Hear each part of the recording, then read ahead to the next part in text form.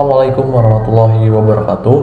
Halo semua, perkenalkan nama saya Raditya Zulkifari dengan NIM 231091231015 dari Program Studi Kesehatan Masyarakat Fakultas Kedokteran dan Ilmu Kesehatan Universitas Lambung Mangkurat.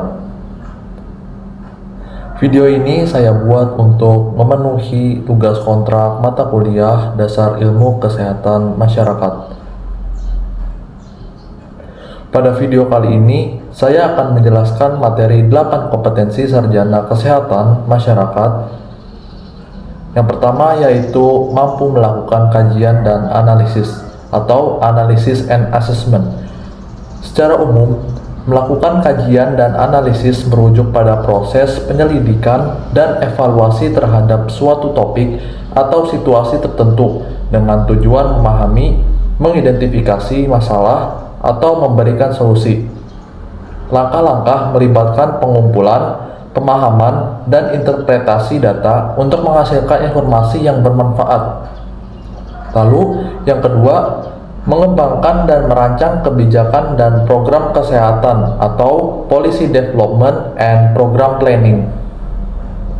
Mahasiswa Prodi Kesehatan Masyarakat bertugas mengumpulkan, meringkas, dan menginterpretasikan informasi tentang isu kesehatan. Selanjutnya, dapat memformulasikan kebijakan tentang kesehatan secara jelas dan padat, serta memutuskan tindakan yang sesuai dengan masalah yang dihadapi. Yang ketiga yaitu memahami budaya setempat atau cultural competency or local wisdom. Masyarakat memiliki budaya dan latar belakang yang beragam. Satu budaya dengan budaya lainnya pasti memiliki aturan yang berbeda. Salah satu memahami budaya setempat dengan menghindari penggunaan stereotip atau prasangka dalam interaksi dan mempelajari bahasa orang-orang dari latar belakang berbeda. Selain itu, memperhatikan komunikasi nonverbal seperti bahasa tubuh untuk memahami nuansa dan ekspresi. Oleh sebab itu, lulusan sarjana kesehatan masyarakat harus mampu menggunakan metode dan pendekatan yang tepat untuk berinteraksi secara efektif dan profesional dengan orang dari latar belakang berbeda. Yang keempat, dapat berkomunikasi secara efektif atau communication skills. Pembinaan kesehatan kepada masyarakat menjadi tugas utama sarjana kesehatan masyarakat. Tentunya, hal tersebut membutuhkan kemampuan berkomunikasi secara efektif, baik melalui tulisan, lisan, dan metode lainnya. Dengan adanya skill ini, dapat mempresentasikan informasi secara akurat tentang demografi dan statistik program kesehatan kepada masyarakat. Selain itu, sederhanakan bahasa dengan menghindari istilah teknis yang sulit dimengerti oleh masyarakat umum dan juga fokus pada poin kunci, menggunakan bahasa yang sederhana dan menjelaskan istilah yang mungkin membingungkan agar dalam berkomunikasi dapat menjadi efektif.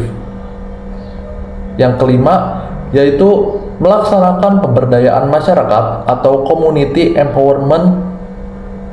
Adanya keberagaman dalam masyarakat menuntut sarjana kesehatan masyarakat mampu menggabungkan berbagai macam strategi untuk berinteraksi dengan orang dari latar belakang berbeda.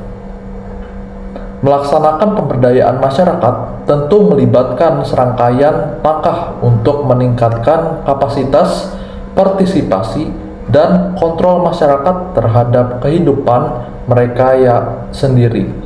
Selain itu, mereka harus bisa menghimpun masukan dari masyarakat sebagai bahan pertimbangan dalam pengembangan kebijakan dan program kesehatan.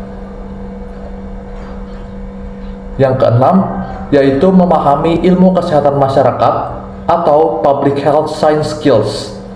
Memahami ilmu kesehatan masyarakat melibatkan pengenalan konsep-konsep dasar dan prinsip-prinsip yang berkaitan dengan pemahaman dan meningkatkan kesehatan masyarakat secara menyeluruh.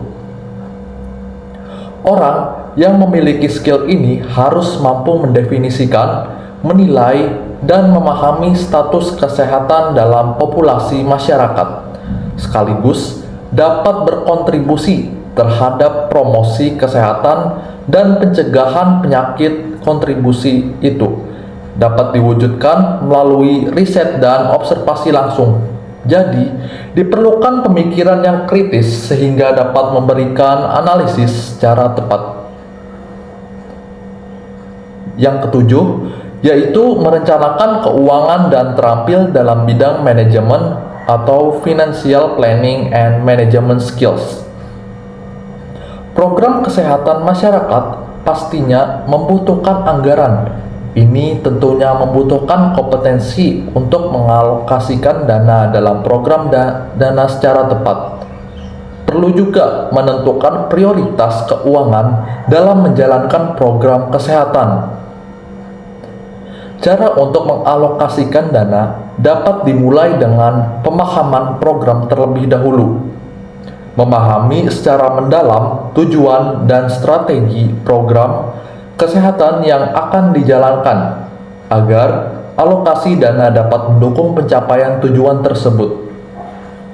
Kedelapan, memiliki kemampuan kepemimpinan dan berpikir secara sistem atau leadership and system thinking skills.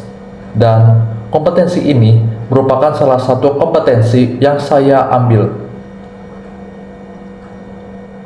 Untuk penjelasannya, dalam melakukan penyuluhan dan memberikan informasi secara tepat, dibutuhkan kemampuan kepemimpinan secara baik, juga dapat berpikir secara sistematis sehingga tujuan program kesehatan dapat tersampaikan dengan baik kepada masyarakat. Untuk memberikan penyuluhan dan informasi secara efektif, penting untuk mengembangkan kemampuan kepemimpinan dalam komunikasi. Merencanakan pesan dengan jelas, gunakan bahasa yang mudah dipahami, dan mempertimbangkan kebutuhan khusus masyarakat merupakan target salah satu langkah awal yang harus diperhatikan.